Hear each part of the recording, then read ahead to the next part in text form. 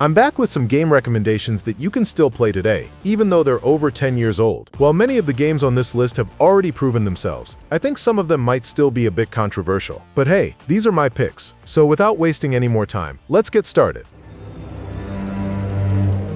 The Industrial Revolution. My work gives them hope that we will one day prevail against our enemies.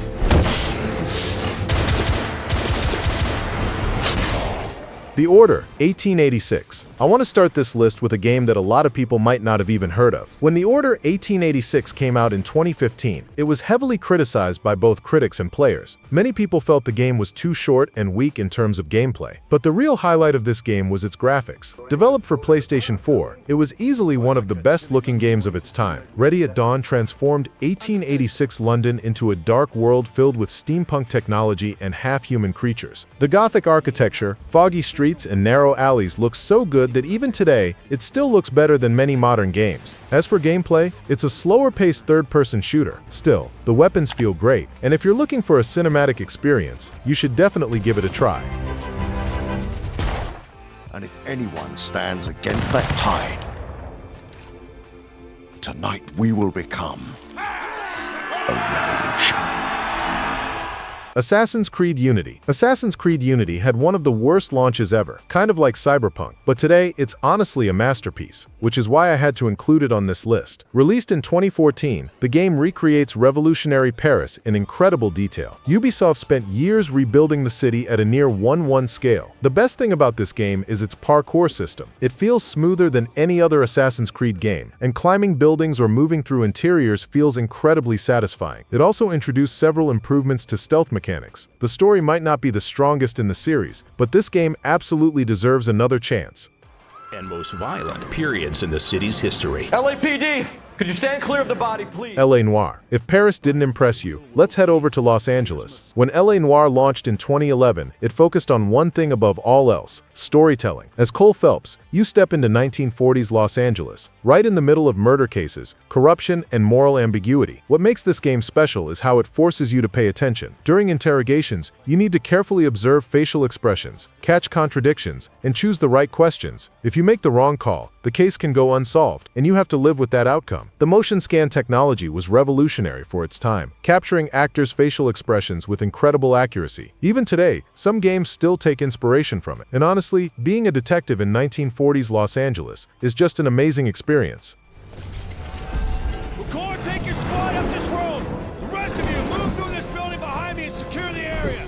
Titanfall 1. Most lists always talk about Titanfall 2, but we're not doing that here. I absolutely love Titanfall 1. This game was a complete masterpiece. In 2014, Respawn Entertainment created a gameplay system that combined wall running, double jumping, and Titan mechanics so seamlessly that no other game has truly replicated it since. Think about it. You're moving at high speed with parkour mechanics, then suddenly calling down a massive Titan and either piloting it or using it as support in combat. Visually, the game had a clean and vibrant style, and I even remember moments where I just stopped to admire the environment. Yes, the criticism about its weak story is still valid, and that's fair, but purely as a gameplay experience, Titanfall 1 is one of the most creative shooters ever made. Dragon Age. Inquisition. This is one of my all-time favorite games, and it proved itself by winning Game of the Year back in 2014. Dragon Age Inquisition is BioWare's most ambitious RPG of its time. It's a game where your choices genuinely shape the story in meaningful and lasting ways, and the world building is incredibly deep. As the Inquisitor, you step into a world in crisis. You build your organization from the ground up, make critical political decisions, and manage your base of operations. The open-world regions are rich in both visual variety and exploration depth. Each area has its own unique atmosphere. The lighting system, especially on PS4 and Xbox One, was among the best of its time. If you love RPGs and want to truly lose yourself in a world, this game is absolutely for you.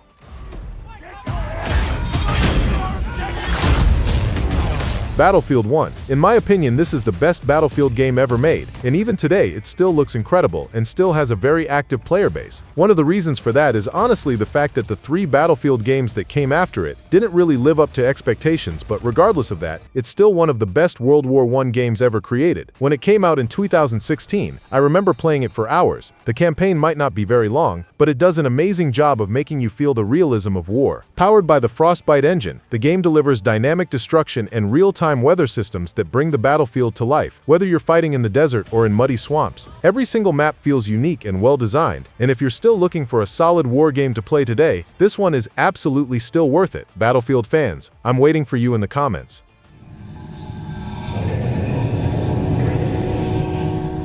With Metro 2039 expected to release next winter, I wanted to include Metro 2033 so you can jump into the series from the beginning. Back in 2010, when most shooters were focused on fast-paced action, a group of Ukrainian developers decided to do something completely different. Based on Dmitry Glukovsky's novel, Metro 2033 turned the post-apocalyptic Moscow subway into a true survival experience. The game looks so good for its time, and the atmosphere made everything feel incredibly real. You constantly have to manage your gas mask, your filters are always running out, and every bullet matters because if you run out of ammo, your chances of surviving drop dramatically. The narrow tunnels, dimly lit stations, and the heavy toxic air when you step outside create one of the most intense and oppressive atmospheres on this list. The 4A engine delivered impressive character facial animations and environmental lighting for its time, and even today, the game is still very playable.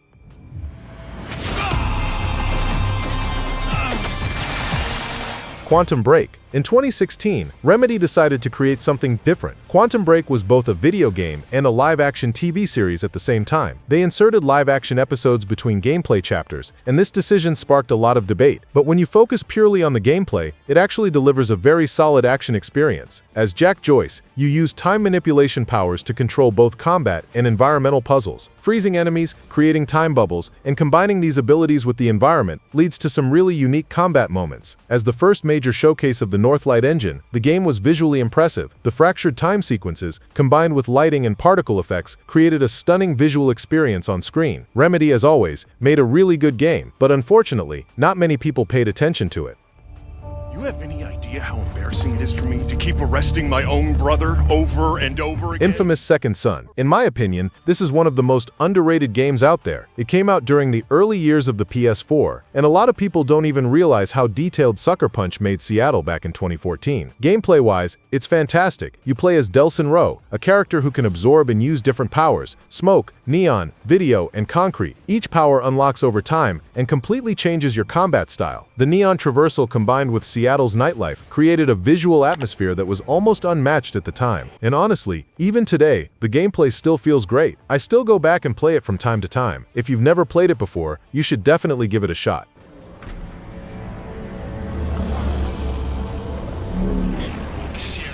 Killzone Shadowfall. Being a PS4 launch title comes with a lot of pressure, but in 2013, Guerrilla Games handled that pressure really well, and more importantly, they laid the foundation for the engine technology they would use in future projects. This technology would later evolve into the Decima engine, which became the backbone for games like Death Stranding and the Horizon series. That alone makes this game worth checking out. At the time, Shadowfall was targeting 1080p and 60 FPS, which was a major technical achievement. The transition between Helgand's dark, dystopian ruins and Vecta's bright, lush environments was visually striking and very well designed. Personally, it even reminds me a bit of Titanfall in terms of visuals. And honestly, it's still a game you can go back and play today.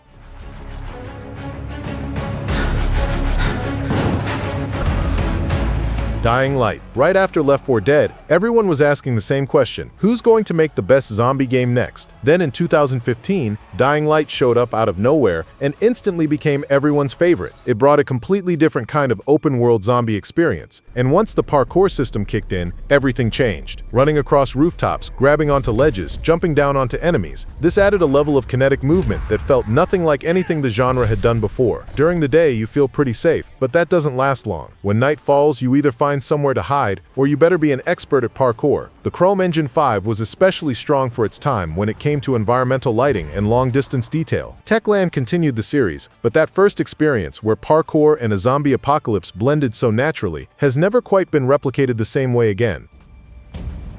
It is the end of the Ice Age, and death for man comes swift and often.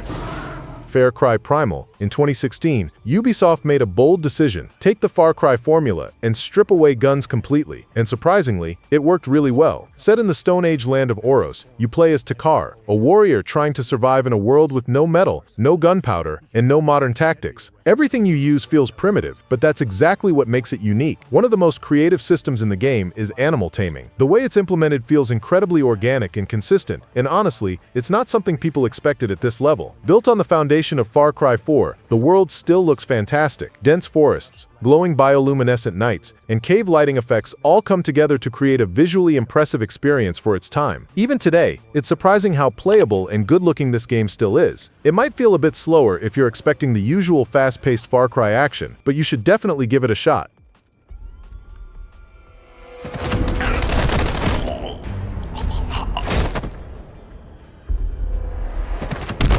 This is the third game in the Arkham series, and also the least talked about. But honestly, for me, this was the best Batman game. Yes, even better than Arkham Knight. The mechanics are just as solid as Arkham City. The Gotham map is expanded, and the winter setting gives the city a completely unique tone and visual identity. But the most important part is the narrative boldness. Bruce Wayne isn't fully Batman yet. He's raw, uncontrolled, and still figuring himself out. This is also where the first real and lasting confrontation with the Joker happens, and seeing how that relationship begins is reason enough to play the game. The voice acting is powerful, and the combat system still feels better than many modern games. If you're a Batman fan, you absolutely need to give this one a chance, and it's almost always on sale on Steam.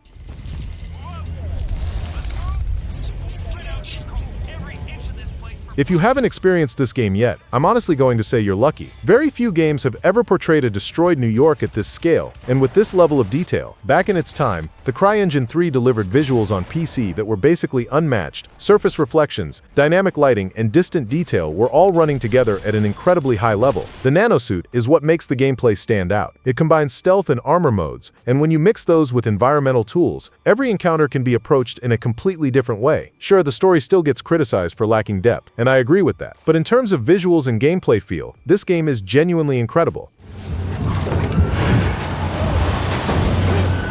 Let's be honest, most of us have a natural interest in the Roman era, and even though Ryse Son of Rome got a lot of criticism when it first released in 2013, there's one thing it absolutely nailed. The atmosphere of the Roman legions, the large-scale battles, and the overall visual identity are presented with a level of consistency that very few games have achieved. Honestly, if you ask whether there's another game that does this better, the answer is probably no. Built on Crytek's CryEngine, it was one of the best-looking games during the early days of consoles. Character models, armor detail, and large battle scenes all looked incredibly impressive for their time. The combat system might not be the strongest part, but it doesn't really matter. The rhythm of battle, enemy reactions, and especially the Colosseum sequences truly bring that historical setting to life. And even today, the game is still very playable.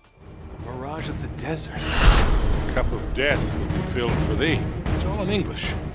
Uncharted 3, Drake's Deception. A lot of people would expect to see Uncharted 4 on this list, but honestly, I think the third game deserves just as much credit. Back in 2011, the emotional core of the story was the father-son dynamic between Nathan Drake and Sully. The way the game explored that relationship felt much more personal and intimate compared to the previous entries. From a gameplay standpoint, it pushed the series to its peak at the time, especially the sinking ship sequence and the desert levels. Those were set-piece moments you almost never saw done at that level back then. That burnt yellow color palette made you feel the heat of the desert through the screen. And technically, what Naughty Dog achieved on the PS3 was insane. Sand particles, water physics, distant detail. Very few games on that console even came close. Even today, when you go back and play it, it still feels like a high-quality experience.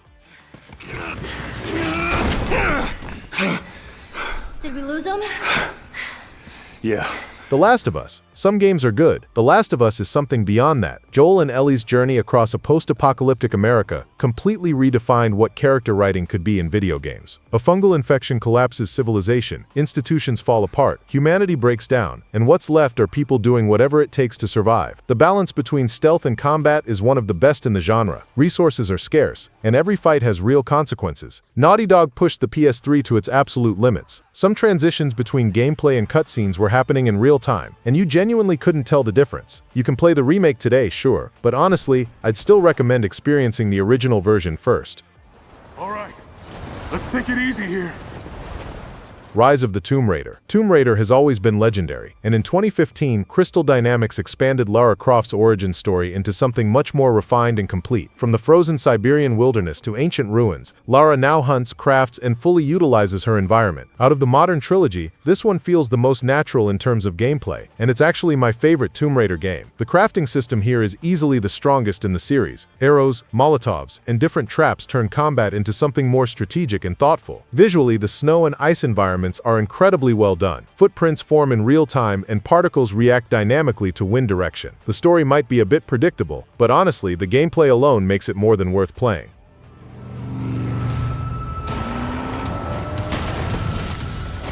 If you're a fan of the MadMax movies, this game is basically a hidden gem. Avalanche Studios turned MadMax into an open-world experience so well that people are still talking about it. And even today, you'll find videos online about how good this game looks. The desert environment is rarely done this convincingly. Sandstorms roll in dynamically, the color and density of the atmosphere shift throughout the day, and the ruined cities feel layered and alive. Vehicle combat is the heart of the game. Building up the magnum opus, upgrading your engine, adding weapons, and engaging in tactical car battles feels incredibly satisfying and unique. Now, the hand-to-hand combat isn't very deep, that's fair to say, but the vehicle combat alone carries the experience and keeps it fun for hours. This is definitely a game you should try at least once. See her ears, she-elf.